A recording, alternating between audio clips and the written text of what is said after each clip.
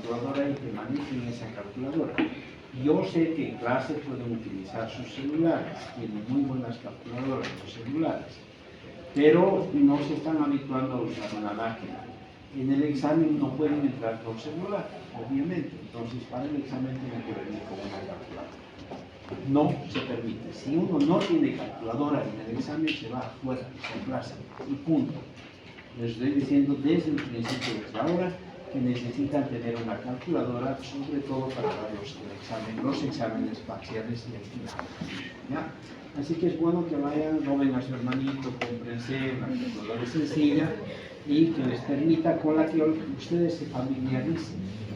Porque después en el examen recién están conociendo la calculadora que se han comprado, no hay lista de super y no saben cómo funciona.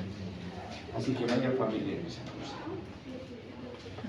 Vemos el tema de obtención de información y vamos a hacer un salto antes de obtener la información a la parte de muestreo. Habíamos dicho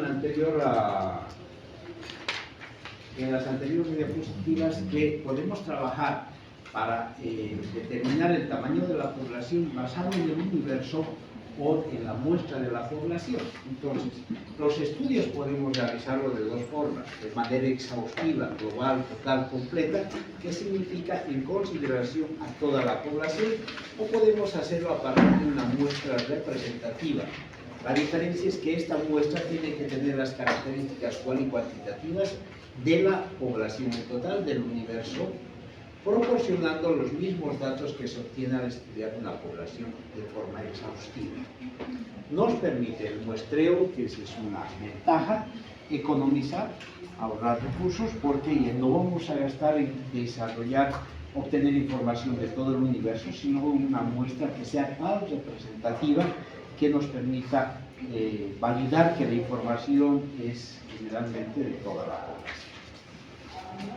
Para determinar la muestra existen algunos tipos de acciones que definen las muestras.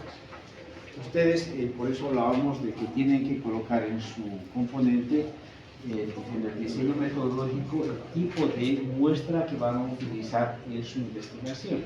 Por eso es que quiero desarrollar esto. ¿Cómo van a determinar su muestra poblacional? Ustedes tienen su población, la unidad de análisis es pacientes con el Plan 3000. No van a usar a todos los pacientes del Plan 3000 si no pueden utilizar la muestra. Entonces, la determinación de la muestra puede y debe tener siempre un método válido. Yo no puedo decir mi muestra, ustedes son un universo y mi muestra van a ser no puedo hacer. La muestra, para que sea válida, tiene que ser, los elementos de la muestra tienen que tener las mismas oportunidades de representación del universo. Por eso es que para determinar la muestra puedo utilizar el azar simple, donde agarro de manera aleatoria cualquiera de los elementos puede formar parte del universo. Eso puede manejarse por método de sorteo. Por ejemplo, yo quiero sacar 80 estudiantes en la lista y quiero sacar una muestra de 15. Agarro de las 80 estudiantes de la lista y voy a hacer bolitos, ¿no? Bolitos del nombre o número de los 80, los meto en una ánfora y después le pido que me saque 15 ejemplos. Y esos son al azar. Todos los bolillos tienen que ser iguales, entonces la oportunidad a ciegas es de formar parte de la muestra, se la saca totalmente al azar. Todas las acciones de muestreo tienen que ser al azar, no puede ser nada dirigido, direccionado, porque si no estamos manejando mal el uso de la estadística que nos va a poner el método para recolectar. Es lo mismo que hacen los partidos políticos, ¿verdad? Dicen, de acuerdo a nuestras estadísticas, hicimos un estudio, nosotros tenemos la primera elección, que la UCS es el mejor partido que va a ganar, el tongo va a ser ganar en las elecciones. ¿Y cómo dices eso? No, aquí están esas estadísticas. ¿A quiénes han preguntado? A sus pobres correligionarios, ¿no? Entonces, ¿quién va a ganar el tongo? ¿Quién va a ganar el tongo? Entonces, no, eso no es... No, la muestra que han utilizado no es respetada, no es al azar. Para que sea válido la investigación, la muestra tiene que tener todas las características del universo. Hay formas de poder manejar las muestras, por ejemplo, por tablas aleatorias. Yo puedo trabajar los mismos números de estudiantes, el grupo de estudiantes los puedo trabajar con una tabla, el nombre de cada uno de ustedes, puedo trabajar en 2, en 3 o en 4 columnas, los nombres. Entonces, mi muestra, yo determino que van a ser las personas de esta columna. Entonces, de una tabla aleatoriamente yo decido que este son parte de mi muestra. Entonces, ha surgido de la manera aleatoria de cómo se organiza. O tal vez mi muestra puede ser estos, porque están en esta parte. Entonces, de manera aleatoria yo puedo determinar que esa sería mi muestra. Hay otras formas de trabajar la muestra, por ejemplo, el método sistemático. Yo los tengo a ustedes en la lista, enumerados del 1, en la lista está del 1, es A, el 2, 3, hasta el 80, o el 90, creo. ¿Sí? Para determinar mi muestra, yo elijo un número cualquiera. Pónganse el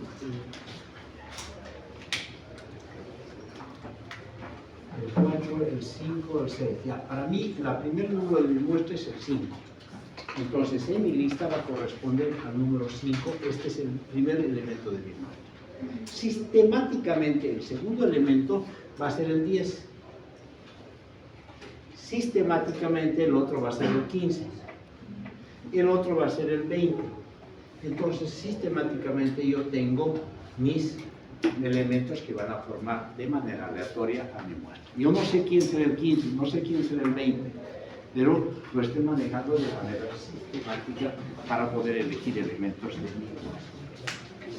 Hay otro tipo de acciones de muestreo, por ejemplo, los estratificados. Esto se da cuando se tiene que hacer obtención de información en distintos estratos, vale decir, yo voy a entrar en el plan de Smith a obtener información de pacientes con determinada enfermedad, entonces voy a entrar a hospitales públicos, que es un estrato, hospitales privados, que es otro estrato, o unidades educativas públicas, privadas, entonces voy a sacar muestras de ese lado, de este otro lado de estratos, para que sea totalmente representativo. Porque si yo trabajo solamente de hospitales públicos, entonces tengo una carga social que está adherida a ese tipo de estrato. Entonces, para que mi muestra sea representativa, tengo que entrar a cualquiera o a todos los estratos. Hay formas que se manejan como ser los conglomerados. Este es un método muy complejo, pero es muy interesante y es el más válido de todos, porque nos permite determinar muestras basadas para poblaciones grandes. Y en este caso sí es válido. Esto es lo que no manejan los partidos políticos cuando hacen sus encuestas de preferencia electoral. Ya les digo, quieren hacer preferencia electoral y preguntan solamente a sus correligionarios o a sus amigos o a la población que ellos ven que les dan viene criterio. Cuando uno quiere hacer, por ejemplo, una muestra de preferencia electoral, tiene que hacer una muestra de todos los habitantes votantes de este país. Entonces, tiene que tener una oportunidad el que vive en Saavedra de formar parte de la muestra, de responder la encuesta, el que vive en Santa Cruz, el que vive en Porón o el que vive en Valle Grande, en cualquier lado. Todos tienen que tener la misma oportunidad. Para manejar esto se utiliza el método de conglomerados.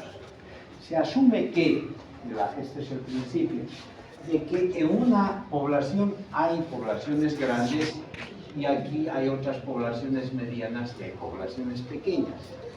Entonces, esta fórmula nos permite que si la población es grande, y aquí la muestra de una población grande van a ser varios elementos en función al tamaño poblacional.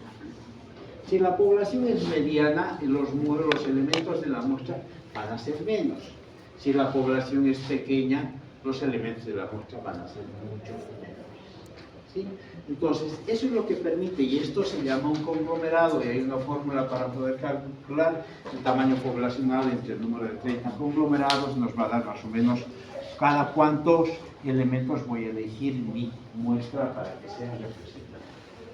Entonces, si yo quiero hacer una encuesta de preferencia electoral en Bolivia, tengo que utilizar todos los datos de censo de todo el país y en calcular cuántas personas van a formar parte de mi muestra en función a las características de la población. Se supone que voy a sacar más información de poblaciones grandes y poblaciones pequeñas van a ser pocas. Entonces, ese es el método válido para poder determinar una muestra por conglomerado. Eso es todo lo que trata. Ahora, ¿de dónde saco los datos? ¿De dónde voy a sacar los datos para poder trabajar unas características, ya sea de muestra o del universo poblacional? Existen tres tipos de fuentes de donde se obtienen. Recuerden ustedes, una fuente es el lugar de una fuente de agua, es el lugar donde nos aprovisionamos de agua, ¿verdad? En función igual a la información, nosotros tenemos y reconocemos distintas fuentes que nos proveen información. ¿Ya? ¿Cuál era tu nombre? Sí. Andrea.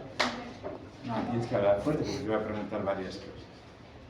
Andrea. Andrea. ¿Cuántos años tienes? 21. Sexo. Lugar de nacimiento.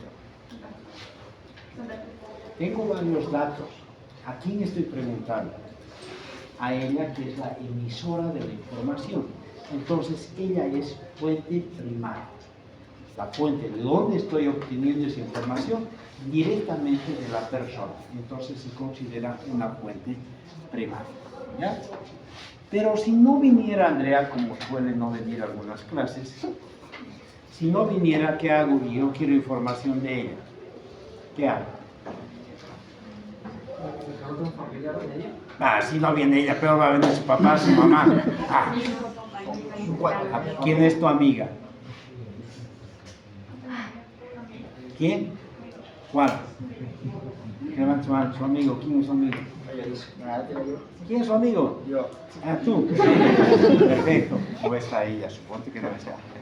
Número de registro de tu amiga. No sé. Entonces no es fuente. No es fuente. Si ella no viene aquí, ¿qué hacemos? ¿Dónde está? La plaza. Si ella no viniera acá, ¿qué hacemos? Yo necesito información de Andrea. ¿Qué hago? Tomar datos de la dirección de carrera. La dirección, ¿qué va a hacer? Fausto está ahí. ¿Qué sabe Fausto? ¿Qué hago? Quiero saber datos de Andrea y ella no viene. En su grupo de actividad de Facebook, de trabajo. Pero ya este es su amigo y no sabe nada. No voy a aprender. Mal amigo. Vamos, ¿qué hago? Buscar otro amigo. Es lo que es información oficial, no es una fuente. ¿Qué hago? Ver los registros. ¿De dónde saco información de ella?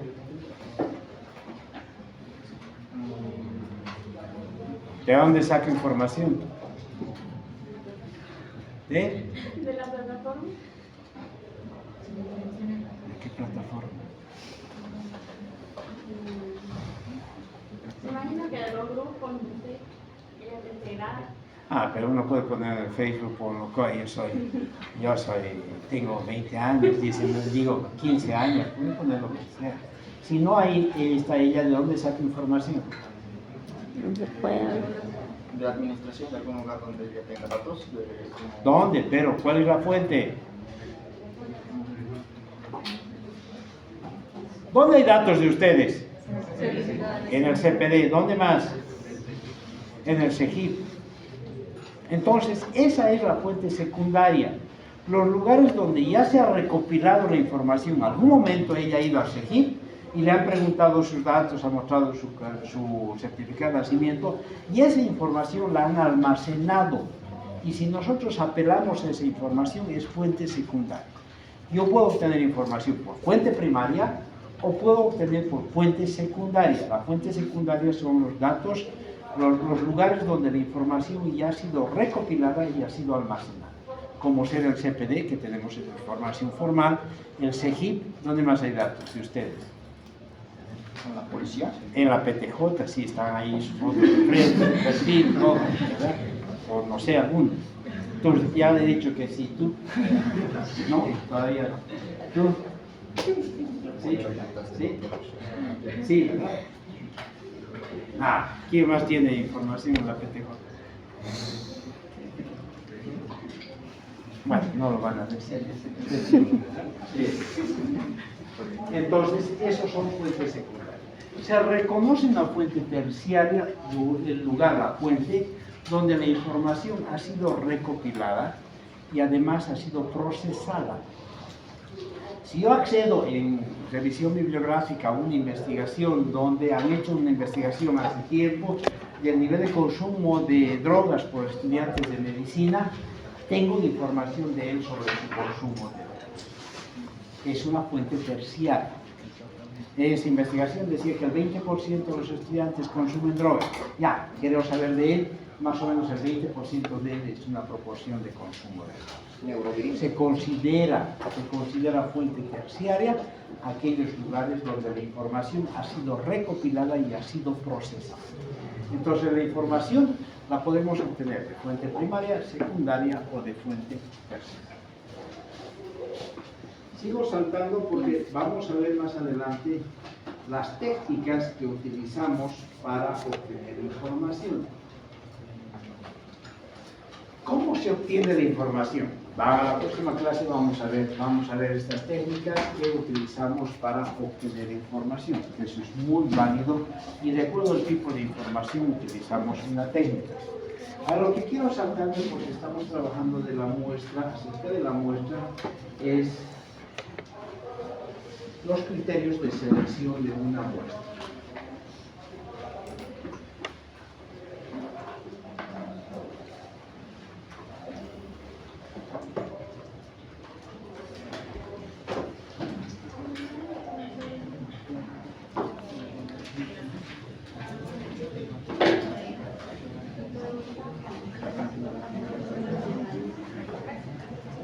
Esto es válido porque si hemos dicho que de una población, que es el universo total, nosotros podemos elegir una muestra, una parte de la muestra, y que no sea totalmente representativa, depende del método de cómo vamos a elegir la muestra. Siempre tiene que ser un método válido, al azar, sistemático, estratificado, como hemos dicho.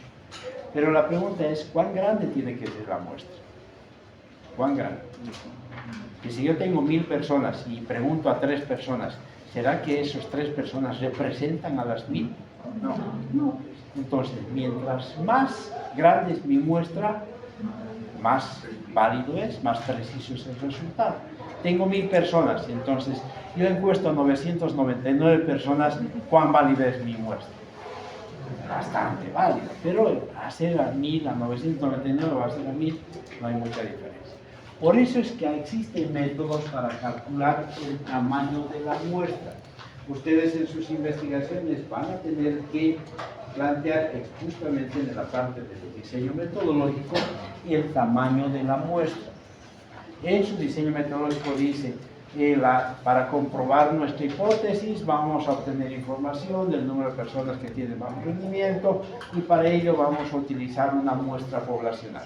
Y tienen que determinar el tamaño. Esta muestra será tantas personas, calculado basado en el. Y es sencillo, para calcular un tamaño de la muestra es aplicar una de estas dos pequeñitas fórmulas, nada más. Ya esta es válida para población finita, que se calcula, y esta es para población infinita. Entonces, si ustedes quieren saber cómo se calcula la muestra, el tamaño de la muestra poblacional, se basan en eso. ¿Está claro? Es complejo. N es el tamaño de la muestra. Es igual z al cuadrado. Es la probabilidad de certera sobre la probabilidad de éxito o fracaso menos multiplicado por la población En realidad, para poder calcular estos elementos existen tablas. Habíamos dicho que hay dos elementos que no tenemos, Z y E. Mire, Z es el nivel de confianza que tiene que tener la muestra. El número de la muestra tiene que estar basado en un nivel de confianza. Y E es el valor de error. Quiere decir que mientras más confianza tengo, mientras más porcentaje de la población utilizo, el nivel de confianza va a ser mayor. ¿Ya? Entonces, yo quiero más precisión, quiero confiar en mi muestra, en mis resultados, entonces voy a utilizar un porcentaje elevado de mi muestra. Y lo mismo en la relación de error. Quiero tener el menos error posible. Entonces, voy a utilizar un porcentaje que me determine un error posible. Y este número es el Z y es el E. Por eso, esto es el cuadrado de Z y este es el cuadrado de E. Este es el margen de confianza y el margen de error. Estos dos valores el investigador los coloca. Yo quiero que mi muestra sea totalmente, que sea bastante confiable, entonces le voy a basar en un valor de un porcentaje de 99-95% de confiabilidad.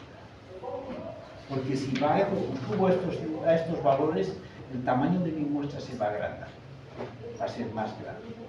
Entonces hay que ser prudentes, por eso es que esto determina, el investigador le dice, yo quiero que mi muestra que me dé confianza, entonces voy a utilizar mi 95% de confianza y mi valor va a ser 1.96. Y en la fórmula vimos que había un cuadrado, z al cuadrado, ¿verdad? Entonces ya aquí la tabla nos provee el z al cuadrado. Si yo quiero un nivel de confianza de 95, sería 3,80. Quiero tener un bajo nivel de error, bajo margen de error. Entonces también puedo trabajar con un 5% de error, o puedo trabajar como se hace con 3%, 4, 5, porque si manejo con mayor porcentaje de error, mi muestra ya no va a ser válida, el proceso no va a ser válido. Supóngase que yo manejo un margen de error del 5%, mi valor es 0.05 y el cuadrado sería 0.025, y estos valores los voy a aplicar en las fórmulas que les había mostrado. ¿Ya? Entonces, el nivel de confianza y el nivel de error. N es la población, nivel de confianza. P y Q son las probabilidades de éxito y probabilidades de fracaso. Estos márgenes de error y de confianza los determina el investigador. Pero P y Q algo tiene que darme el criterio de que esto tiene un margen de error normalmente así, o un margen de fracaso, un margen de éxito. Normalmente esos valores se sacan de investigaciones anteriores. Ya se hizo una investigación sobre el mismo tema y se ha visto que la probabilidad de éxito es esta, o se ha visto que la probabilidad de fracaso sea esta otra. Cuando no se tiene información, se maneja criterios de probabilidades de éxito del 50% y probabilidades de fracaso del 50%. Entonces, con esos criterios yo no tengo más que tener mi número de habitantes de mi universo, aplicar las tablas y sacar este cálculo y voy a tener mi muestra población. Ahora, esto es muy complejo, ¿verdad? Es complejo. Es más, se van a olvidar el momento que tengan que calcular, porque ustedes van a tener que calcular el tamaño de su muestra población. Es lo que pueden hacer.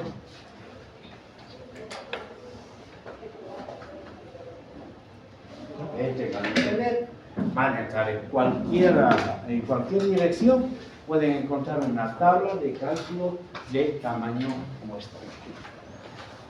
Si ustedes entran a esta dirección, van a encontrar una tabla, incluso ya automática, que les va a determinar el tamaño de su muestra poblacional, colocando el criterio solamente de población. Pueden entrar a esa o cualquier otra, les va a aparecer una tabla donde está la población, y aquí pónganse 2.500 habitantes. Ese es su población, el que tiene. Les va a dar una posibilidad de Z, una de E, de error, una de éxito y una de fracaso, y aquí me va a determinar la muestra. Por defecto, el Z ya está estructurado en 95% y el error ya está estructurado en 5%. Ustedes quieren más, menos error, pueden cambiar esto y colocar 3%. ¿Sí? Quieren menos confianza, entonces pónganse un 90%. Entonces aquí va a ser el valor. De acuerdo a la tabla, esto era 1 punto tantos, esto era 0 tantos, etcétera, etcétera. Por defecto, aquí ya les da 0.5, que da 50% probabilidad de éxito y 0.5 de fracaso. Si colocan esta población de 2.500, les va a aparecer el tamaño de la muestra, que serían 1.178 personas que forman parte de la muestra. No sé si alguien ha entrado, pueden dar en su celular a esa tabla y van a encontrar algo así, que es más fácil que estar calculando lo que hemos visto hace rato. ¿Ya? Si quieren, guárdense eso o pueden googlearlo.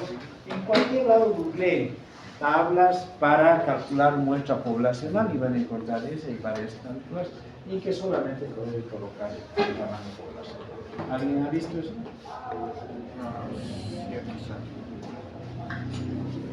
¿Qué?